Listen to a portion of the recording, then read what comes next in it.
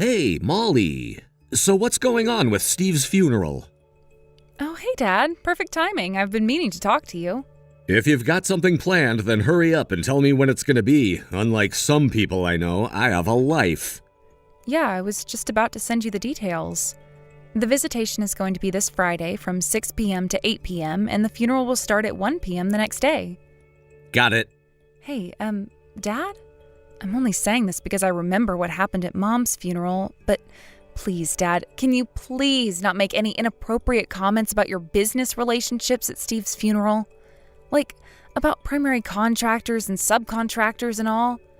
What are you saying? Well, your company doesn't have any direct connections with my husband's company, but you do share some of the same clients, right? Basically, there are probably going to be some people at the funeral from companies that you've met before and do business with. So before you come, I'd just like you to keep in mind that anything inappropriate that you say or do at Steve's funeral will probably have a much bigger impact than what you did at Mom's funeral. I don't get it. What's your problem? I mean, you have this thing about business relationships. Like primary contractors are the most important and subcontractors are just underlings or something. Yeah, and? Your point? People need to know their place in this world. Yes, that's certainly true about some things, but you're choosing a very specific and very, outdated issue to focus on, is what I'm saying. Remember, my husband's parents lost their son when he was just 25 years old, and the funeral is supposed to be a place where they can say their proper goodbyes and find some sense of peace. Please, Dad, I'm begging you, don't go saying anything untoward to them during the funeral, okay? Dad? I was very explicit when I talked to you before. Would you mind explaining why you screamed, "Know your place, peasant," at the representative of one of your client companies and kicked him out of the church? Huh? Oh, you mean that little upstart from Arthurvale Manufacturing? That pathetic little factory outside of town? That place is a subcontractor of one of my subcontractors. We got a big deadline coming up. Who does he think he is showing up at a funeral when the only reason he even exists is to meet that deadline?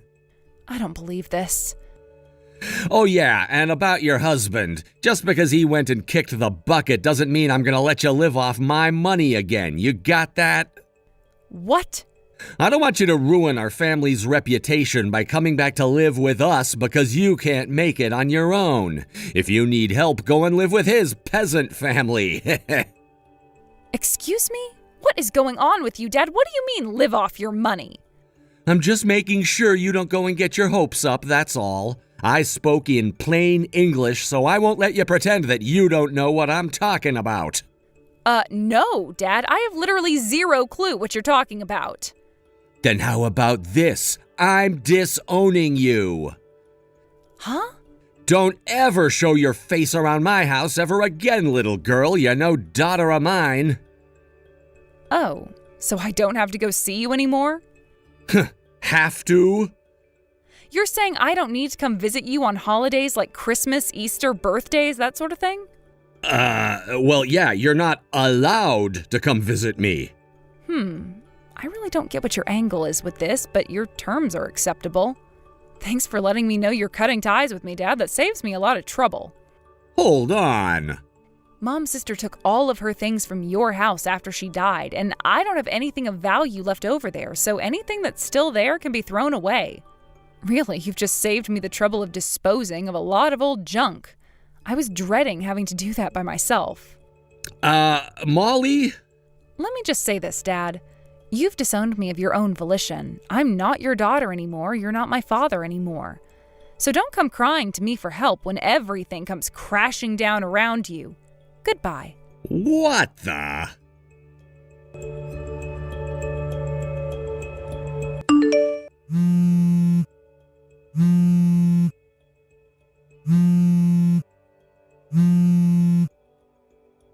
Hey, Molly!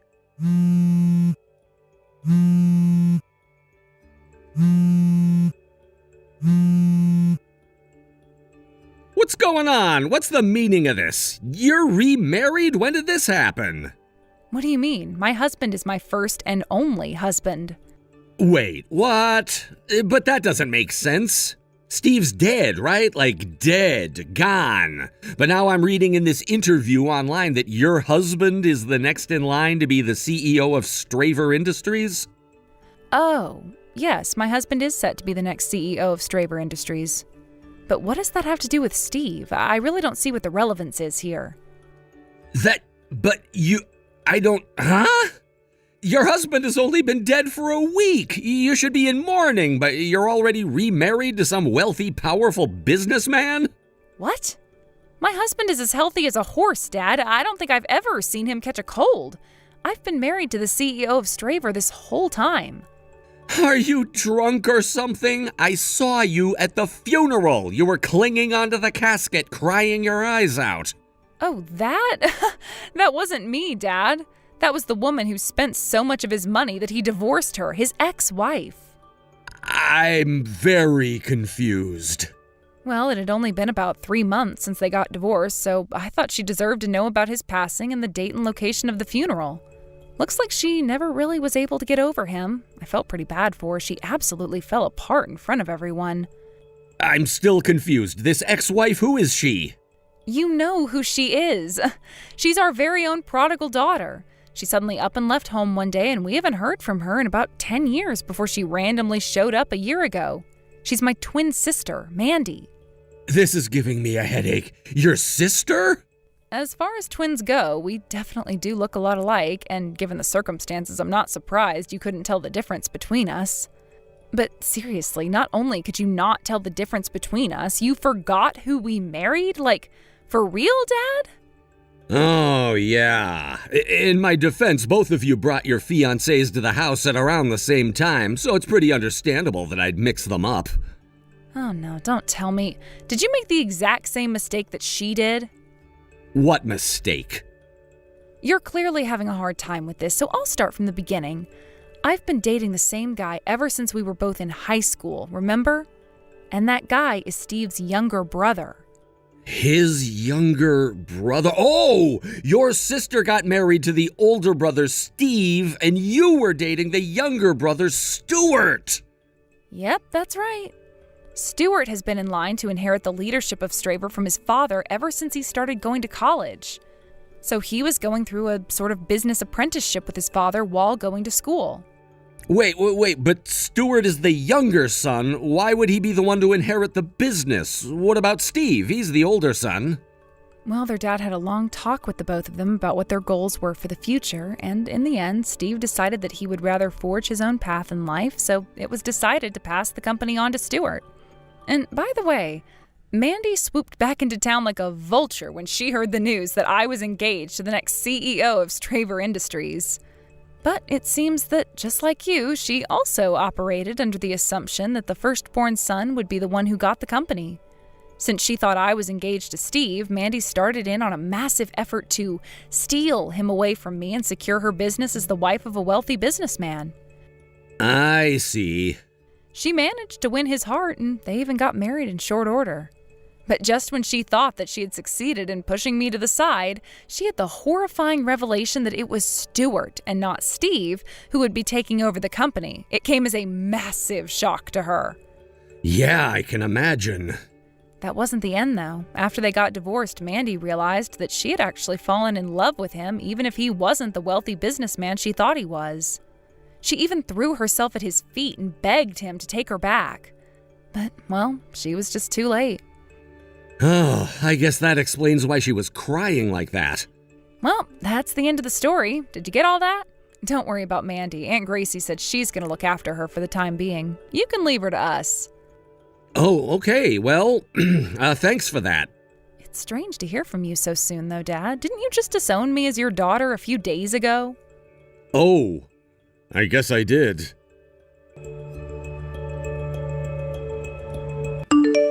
Hey!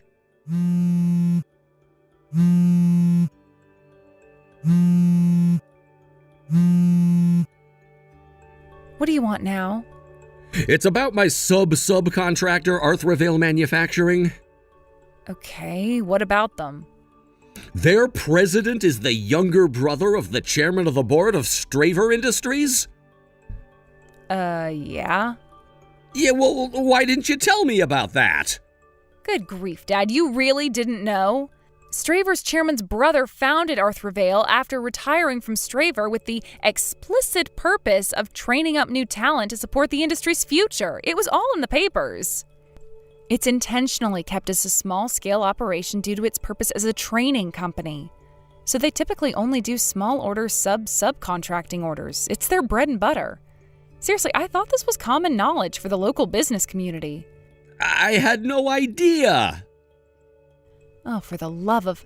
So you really didn't know then? Oh no, what am I gonna do now? Okay, I'll bite. What's the matter, Dad? I've got to figure out some way to make it up to Arthur Vale's president. I think I know what's going on, but go ahead and spell it out for me. I've been getting call after call from clients the last few days saying they're cutting off our business relationships. I was completely floored when one of our biggest clients said that, and when I asked them why, they said that they had heard about my behavior at Steve's funeral the other day, and they didn't want to be associated with someone who made such inflammatory remarks anymore, so they're cutting ties. Yeah, that's what I thought you'd say. But it doesn't make any sense. What did I say that was inflammatory? You still don't get it? Arthur Vale is a small-scale operation, but the technicians who train there go on to take on important roles at multiple manufacturers all over the region. There are even some alumni who have gone on to launch massively successful companies of their own. Wherever they end up, though, the common thread between everyone who works at Arthur Vale is that they are fiercely, passionately loyal to the company. Which brings us to the question of what was so inflammatory? At the funeral for a young man who died at 25 years old, you shouted at an Arthur Vale representative as if you were some kind of medieval noble lording over the local serfs.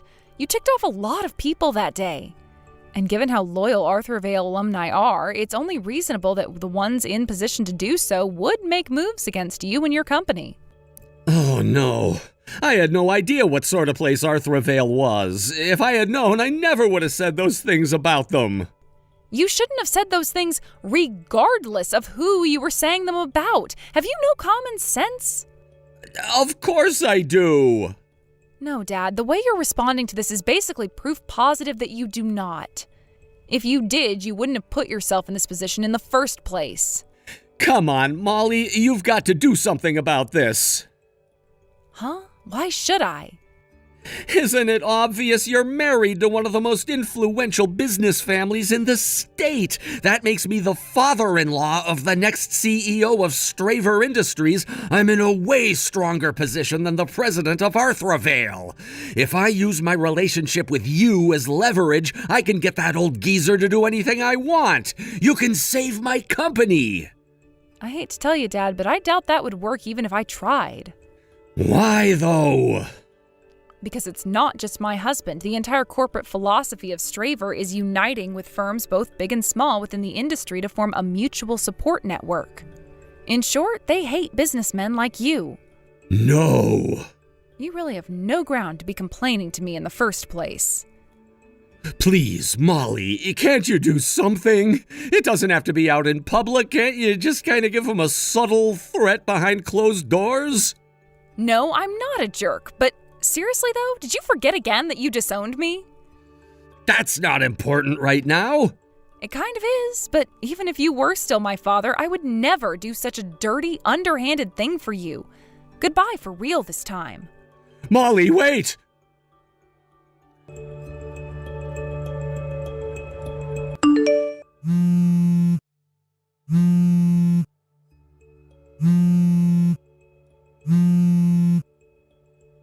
Molly, you've got to lend me some money. Your husband's family has more money than most countries. You should be able to get me what I need with zero trouble. I've lost over 90% of my clients. I can't go on like this. It's gonna drive me into bankruptcy. You can't let that happen to me. I don't need that much, just a couple $1 million to hold my company over until we can secure some new clients. Molly!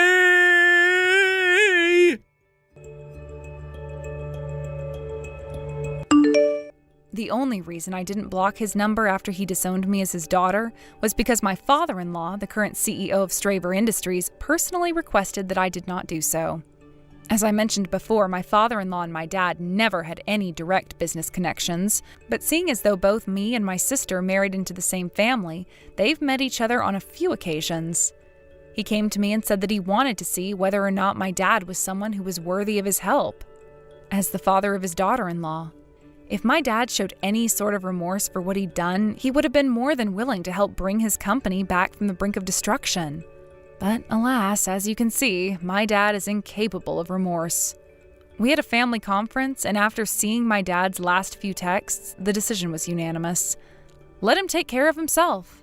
My dad's company went bankrupt a few weeks later. He was up to his eyeballs in debt, and with that personality of his, he didn't have any friends left who would be willing to save him. While rusty, he did still have some skills left from his days as a regular employee in a local factory. So he had no choice but to use those skills to start over from the bottom while desperately trying to pay back his debts. Thank you for watching. Please subscribe and hit the like button. See you next time.